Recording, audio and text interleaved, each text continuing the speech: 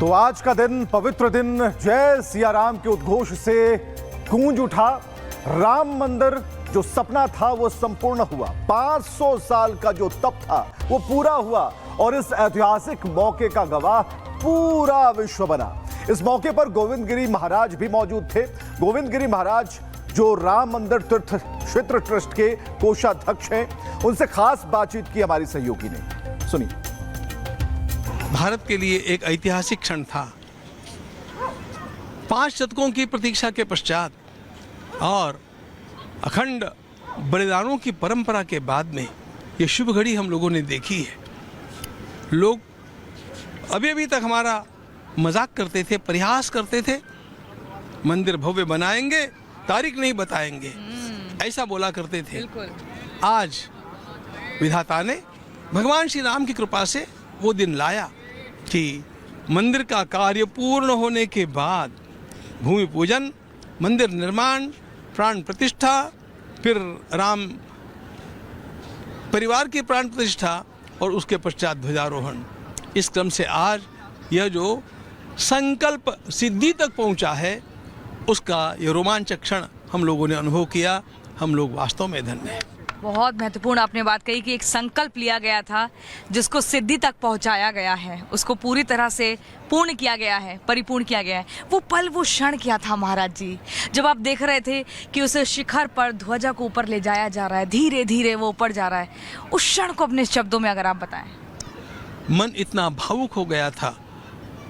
मेरी बात तो बाद में बतलाता हूँ, लेकिन आपने माननीय प्रधानमंत्री जी को ठीक से देखा होगा तो उनके हाथों में कंपन आ गया था।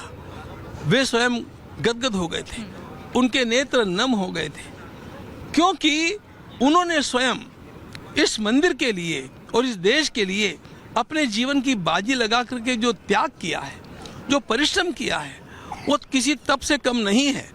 और जब किसी के तप का फल मिलने का समय आता है ना, तो अपने आप वो भावुक हो जाता है। वो क्षण हमने भी अनुभव किया, उन्होंने मुझसे तो कितने गुना अधिक प्रकर्ष से अनुभव किया और हमारे श्रद्धेय सत्संग चालक जी ने भी उसी ढंग से उसको किया। महाराज जी, आपको याद है एक क्षण वो था, एक पल वो था जब एक खेमा, राजनीतिक खेमा प्रभु राम को काल्पनिक कहता था, उनके अस्तित्व पर सवाल उठाता था, लेकिन आज उसका सिर झुक गया है। भारत के इतिहास के साथ और भारत के वर्तमान के साथ एक अत्यंत बड़ा षड्यंत्र किया गया, जिससे पूरा देश हादसे में डूब गया।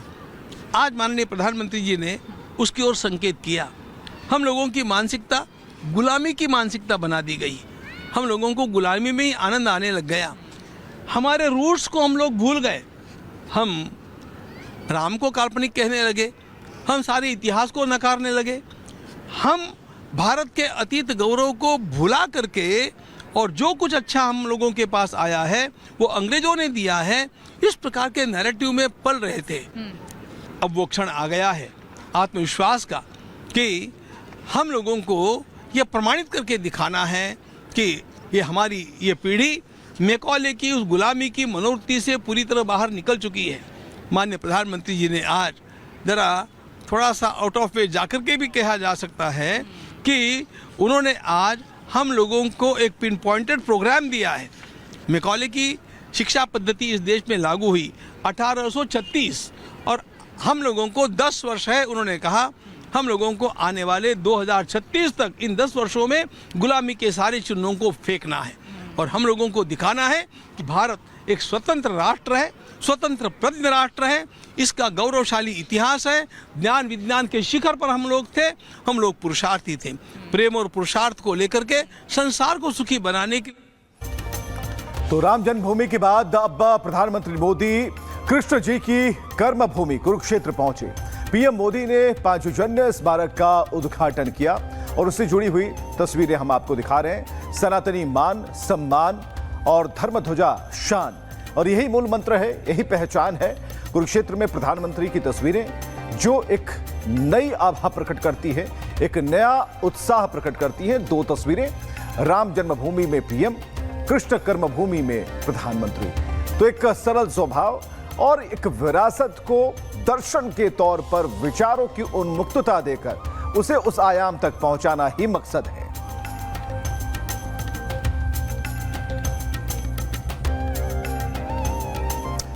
तो प्रधानमंत्री मोदी का सनातन पथ जो प्रशस्त्र कर्मवीर कर रहे हैं, जो आस्था के पुजारी हैं, जो ध्वजावाहक हैं सनातन के, और ये तस्वीरें जो पांचजन्य में नजर आ रही हैं और पीएम ने पांचजन्य चौक का उद्घाटन किया है।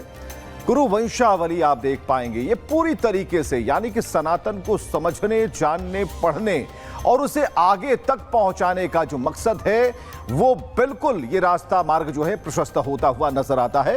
प्रधानमंत्री मोदी का सनातन पथ साफ झलकता है, निष्ठा झलकती है, विचार झलकते हैं, संस्कृति झलकती है, संस्कार झलकते हैं, सनातन झलकता है और सनातन का जो द्वार है वो किस तरीके से भगवान राम, भगवान श्री कृष्ण के प्राकट्य के तौर पर सामने आ रहा है। ये सारी चीजें जो आने वाली कई पीढ़ियों को मालूम होगा ये कैसे किन रास्तों से होकर गुजरते हुए इस मौन साधना को एक ऐसा रूप दिया गया जो अब जन जन की पुकार है, जन जन के दिलों में है, जन जन का विचार है और जन जन को मार्गदर्शन दे रहा है।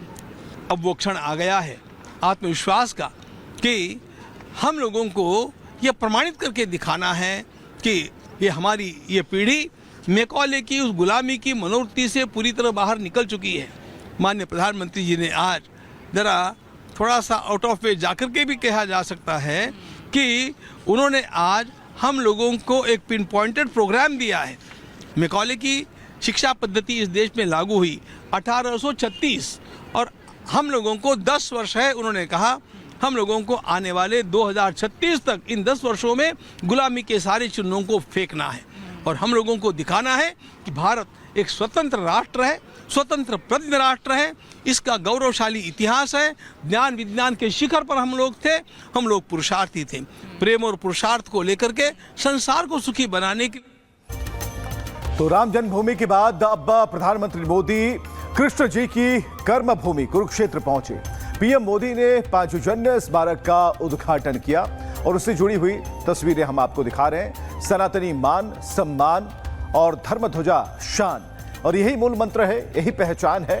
कुरुक्षेत्र में प्रधानमंत्री की तस्वीरें जो एक नई आभा प्रकट करती है, एक नया उत्साह प्रकट करती है। 2 तस्वीरें, राम जन्मभूमि में पीएम, कृष्ण कर्मभूमि में प्रधानमंत्री। तो एक सरल स्वभाव और एक विरासत को दर्शन के तौर पर विचारों की उन्मुक्तता देकर उसे उस आयाम तक पहुंचाना ही मकसद है।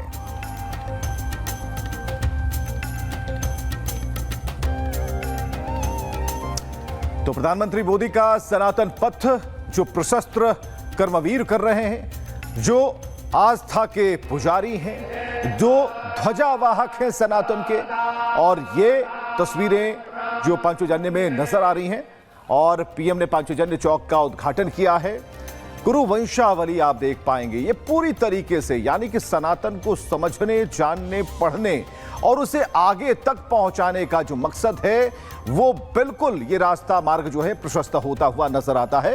प्रधानमंत्री मोदी का सनातन पथ साफ झलकता है, निष्ठा झलकती है, विचार झलकते हैं, संस्कृति झलकती है, संस्कार झलकते हैं, सनातन झलकता है और सनातन का जो द्वार है वो किस तरीके से भगवान राम, भगवान श्री कृष्ण के प्राकट्य के तौर पर सामने आ रहा है। ये सारी चीजें जो आने वाली कई पीढ़ियों को मालूम होगा ये कैसे किन रास्तों से होकर गुजरते हुए इस मौन साधना को एक ऐसा रूप दिया गया जो अब जन जन की पुकार है, जन जन के दिलों में है, जन जन का विचार है और जन जन को मार्गदर्शन दे रहा है।